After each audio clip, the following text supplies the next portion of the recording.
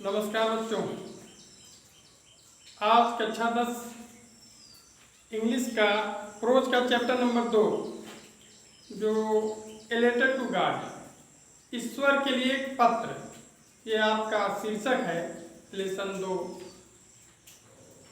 तो थोड़ा सा हम इस पाठ के शीर्षक के बारे में ओवरऑल समझते हैं कि क्या इसमें दर्शाया गया है, इसका मतलब क्या है।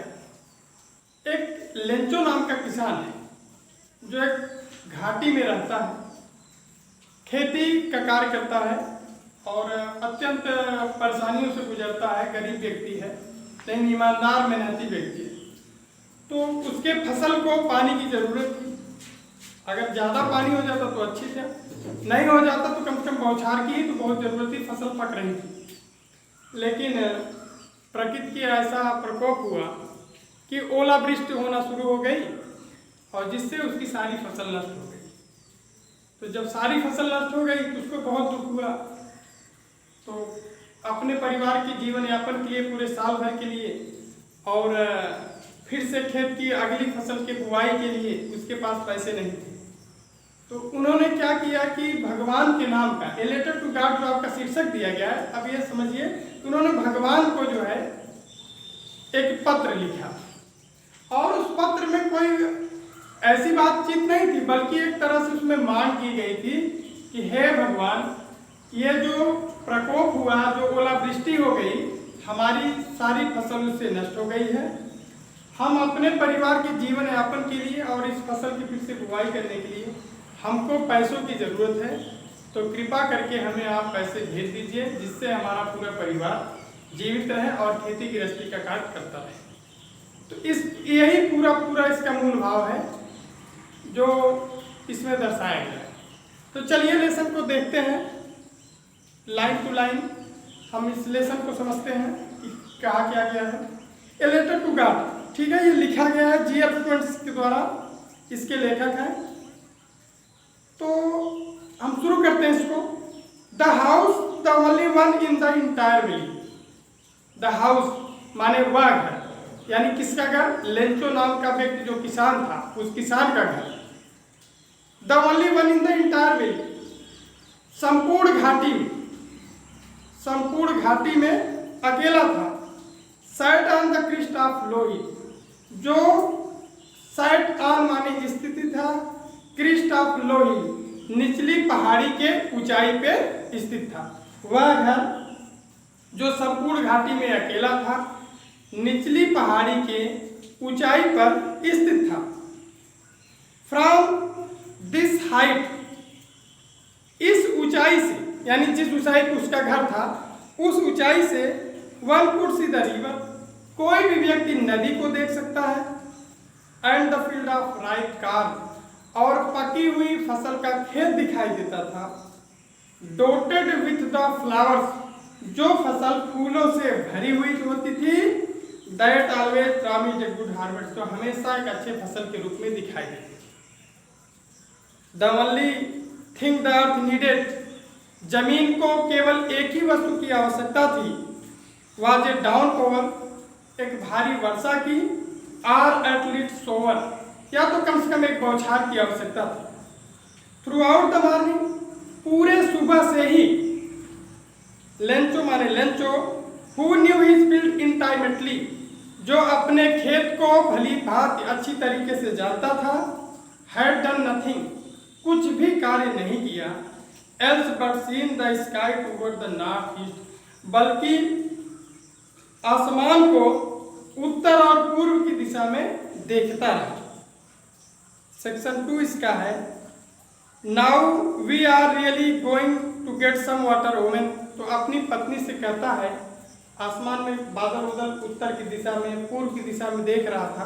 तो लेंचो आकर के देखा कि बादल उमड़ रहे थे, बन रहे थे, तो अपनी पत्नी से कहता है, आज हम कुछ वर्षा के बूंदें, वर्षा का पानी प्राप्त करने वाले हैं। द वुमेन, वह औरत यानी उसकी पत्नी क्या करती है? Who was preparing supper, supper means होता है रात्रि का भोजन बनाने का कार्य है। तो जो रात्रि का भोजन बना रही थी, रिप्लाइड, उत्तर दिया, यस गॉड्स विलिंग, हाँ, अगर भगवान की इच्छा हुई तो आज हमें कुछ पानी की प्राप्ति होगी। The older boys were working in the field, जो घर के बड़े बच्चे थे खेत में कार्य कर रहे थे। वाइल द स्मॉलर, जबकि जो छोटे बच्चे थे ones were playing near the house, घर के पास खेल रहे थे। Until the woman called to them all, और उस औरत ने उन सभी बच्चों को बुलाया, कम फॉर डिनर, भोजन के लिए आ जाओ। It was during the meal, यह भोजन करने का ही समय था, भोजन के दौरान ही। Just as Lencho had predicted, predicted means होता है भविष्यवाणी करना। जस्ट माने जैसा कि लेंचो ने ही भविष्यवाणी किया था।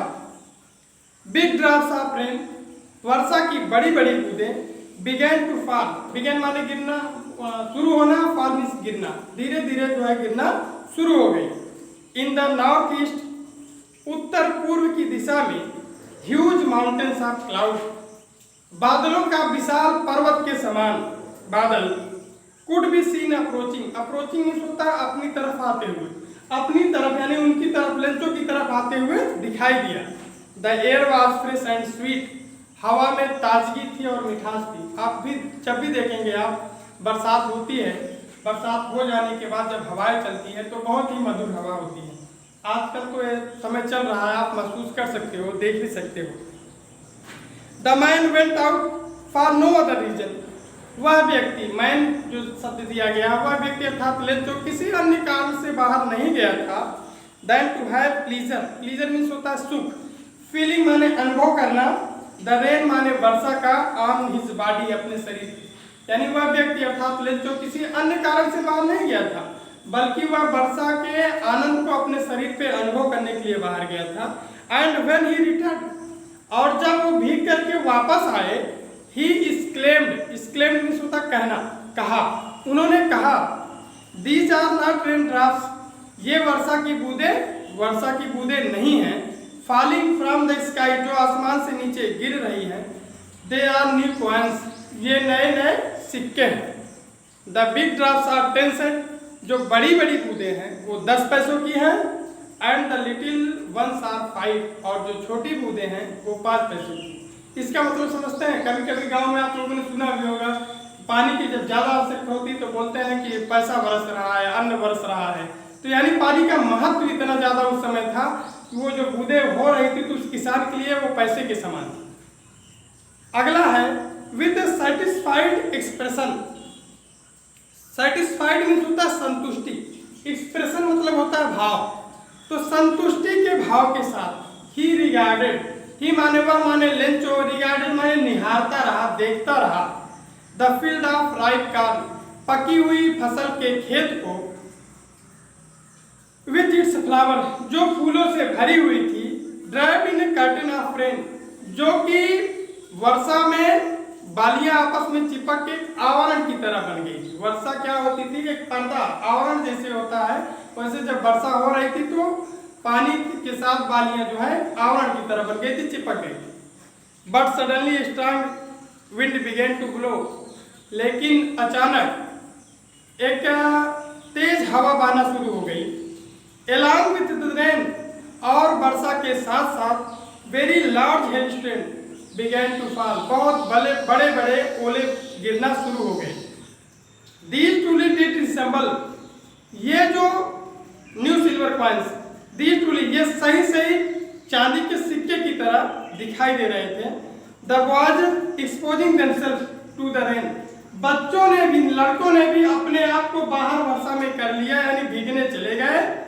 रैन out to collect the frozen pearls, और इस बर्फीले मोती को इकट्ठा करने के लिए बच्चे भी क्या करते हैं, दौड़ते हुए बाहर चले गए। आप लोगों ने भी देखा, अभी जल्दी में पढ़ा था, वो जिसको गांव में हम आप बिनौरी कहते हैं, हम आप भी कलेक्शन के लिए दौड़ते हैं, हम भी उसको इकट्ठा करने के लिए दौड़ते हैं, लेकिन उसी ये प्रकृति का चित्रण है, कभी कभी होता है ऐसा। आगे है, it is really getting bad now, वास्तव में अब बहुत बुरा हो रहा है। एक्सक्लेम द मैन, उस व्यक्ति ने कहा, आई होप, मैं आशा करता हूँ, विश्वास करता हूँ, इट पासेस क्विकली, पासेस में गुजर जाना, क्विकली माने जल्दी से, मैं उम्मीद करता हूँ कि ये जल्दी ही गुजर जाएगा, समाप्त हो जाएगा। It does not pass quickly, यह जल्द ही नहीं, did not pause the quickly, यह जल्द ही समाप्त नहीं हुआ। फॉर एन आवर, 1 घंटों तक। The hell rain on the house, ओलावृष्टि घर तक हो गई। गार्डन, बगीचे में हो गई। हिल साइड, पहाड़ी के तरफ हो गई। कॉर्न फील्ड, फसल वाले खेत में ओलावृष्टि हो गई। ऑन द होल वैली, और उस संपूर्ण घाटी में जहां पर उसका घर था सारे जगह पर ओलावृष्टि हो गई। द फील्ड वाज वाइट, खेत एकदम सफेद था। As if covered with salt, जैसे यह नमक से ढका हुआ हो। नॉट ए लीफ, एक भी पत्ती नहीं बची थी। रिमेन्ड माने बची थी। ऑन द ट्रीज, वृक्षों में, पेड़ों में, पौधों में एक भी पत्ती नहीं बची थी। The corn was totally destroyed, the corn means फसल, टोटली माने पूरा का पूरा अर्थात संपूर्ण, डिस्ट्रॉयड माने समाप्त हो गई थी, नष्ट हो गई थी।